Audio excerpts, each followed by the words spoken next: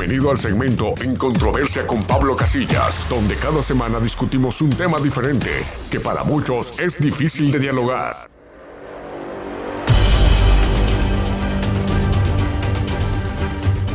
¿Cuál será la revolución más grande del siglo XXI?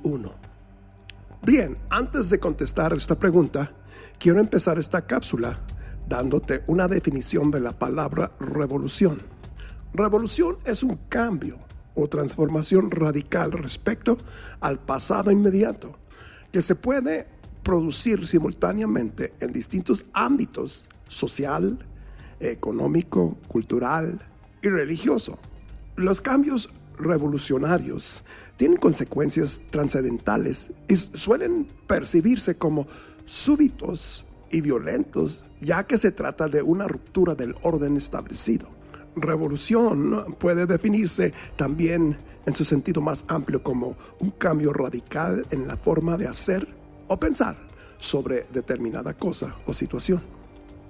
En este sentido, una revolución permite romper con las ideas tradicionales y crear nuevos paradigmas. Ahora, aunque hemos leído y en algunos casos vivido muchos tipos de revoluciones, yo quiero hablarles de la revolución que yo considero la más grande jamás y de seguro la más grande del siglo XXI. Me estoy refiriendo a la revolución sexual. Para la visión original, el sexo es algo serio, es importante, es una capacidad humana que merece ser cuidada y tratada con respeto, por lo que necesita condiciones como la inseparabilidad de sexo y amor, de sexo y procreación, de sexo y complementariedad biológica. Es una creencia en la asociación entre la actividad sexual y la procreación. Un reconocimiento abierto y claro de que el sexo está ligado al crear vida en los hijos. Como consecuencia, el sexo debe comprenderse solo en una unidad familiar que favorece la maduración de los hijos. En la idea de la revolución sexual, el sexo es solo un entretenimiento, un placer físico que no debe tener limitaciones ni condiciones. No tiene en el sexo seriedad, ni respeto, ni reglas que lo normen. Es un dejar sin riendas la posibilidad de un placer físico al que no deben ponérsele condiciones. Les simplifico lo que es la revolución sexual. La revolución sexual separa el sexo de la procreación. Ahora recuerden que originalmente Dios diseñó el sexo para procrear. También la revolución sexual separa el sexo del amor fiel. O sea, promueve la idea de que se puede tener sexo sin la necesidad de compromiso entre los participantes. También la revolución sexual separa el sexo de la complementariedad entre hombre y mujer. Y con esto están sugiriendo que se puede practicar entre gente del mismo género. En realidad, la revolución sexual promueve un estilo de vida totalmente en contra de la palabra de Dios.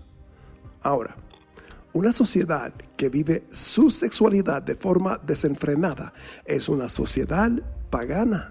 La revolución sexual menosprecia directamente el séptimo mandamiento que dice: no cometerás adulterio. Uno de los objetivos de la revolución sexual es desaparecer todos los tabúes habidos y por haber del sexo. La sociedad occidental está obsesionada con el sexo. De eso no cabe duda. Que el séptimo mandamiento prohíbe el adulterio y por implicación otros pecados sexuales parece a la inmensa mayoría de la gente de nuestro tiempo simplemente un dato curioso de un tiempo remoto sin importancia. Quiero repetirles esto. Una sociedad que vive su sexualidad de forma desenfrenada es una sociedad pagana. Ahora, la relación matrimonial entre un hombre y una mujer, según la Biblia, es un pacto. Ese pacto es un ejemplo del amor entre Dios y su pueblo. Y Cristo y su iglesia. En la medida que una sociedad se aleja de Dios, empieza a romper las barreras que Dios ha puesto en el ámbito sexual. Desde el punto de vista de una explicación bíblica rigurosa y de sentido común, es evidente que una persona que peca contra el séptimo mandamiento está cometiendo, antes que nada, un acto de rebelión contra Dios mismo. Así lo expresó el rey David en Salmo 51. Escuche lo que dijo en el versículo 4. Contra ti solo he pecado y he hecho lo malo delante de tus ojos. Ahora, para los cristianos que se están dejando influir por las ideas promovidas por la supuesta revolución sexual, les recomiendo que lean y estudien detenidamente todo el capítulo 51 de los Salmos.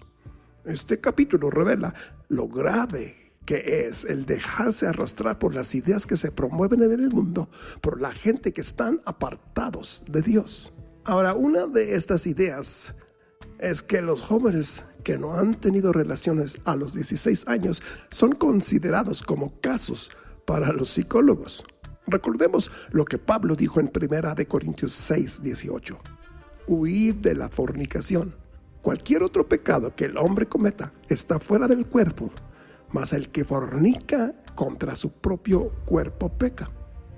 Los últimos 50 años han formado una sociedad que vive su liberación sexual y se ha vuelto al mismo tiempo vacía, cínica e infeliz. Por mucho que hayan cambiado los tiempos y las normas éticas en nuestra sociedad, no cabe ninguna duda de que la Biblia no admite las relaciones extramatrimoniales, ni prematrimoniales, ni homosexuales, que para Dios son abominables. Ahora, como cristianos, debemos preguntarnos qué podemos hacer para erradicar estas ideas malignas promovidas por la supuesta revolución sexual. Una de las mejores contribuciones que la iglesia puede hacer para renovar la sociedad es ofrecer enseñanza bíblica sobre estos temas y hacer todo lo posible para fomentar una vida familiar cristiana. Esto tiene que ser una de sus prioridades más importantes y nunca se debe olvidar. La iglesia no es un museo de santos, sino un hospital donde se ofrece ayuda y sanación a aquel que se ha dado cuenta de su pecado. El creyente no es mejor que nadie, pero es alguien que sabe dónde dejar las cargas del pecado para recibir perdón y vida nueva. Para terminar, pregunto, ¿por qué es una cuestión tan grave el pecado sexual? Antes de contestar esta pregunta, les menciono que la cultura moderna ha intentado redefinir la sexualidad como un derecho personal que se puede ejercer de la manera que el individuo desee. Una de las razones que los pecados sexuales son tan graves es por el hecho de que la fornicación, la homosexualidad, la pornografía y la lujuria son todas violaciones de la intención de Dios cuando creó el acto sexual. Una de las intenciones principales de Dios, del por qué Dios diseñó el sexo, fue para procrear.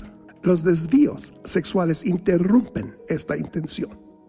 Otra razón del por qué los pecados sexuales son tan graves es porque el sexo es un regalo para el marido y la mujer que hace que su relación sea única entre todas las demás relaciones. Toma nota de esto. Cuando usamos la sexualidad como entretenimiento o para satisfacer la lujuria, rebajamos la belleza de este poderoso don y desafiamos a aquel que lo diseñó. Podría agregar muchas más razones del por qué los pecados sexuales son tan graves. Les menciono una última razón. Los pecados sexuales podrían impedir tu eternidad con Dios. Podrían impedir que puedas ver a Dios si no hubiera arrepentimiento.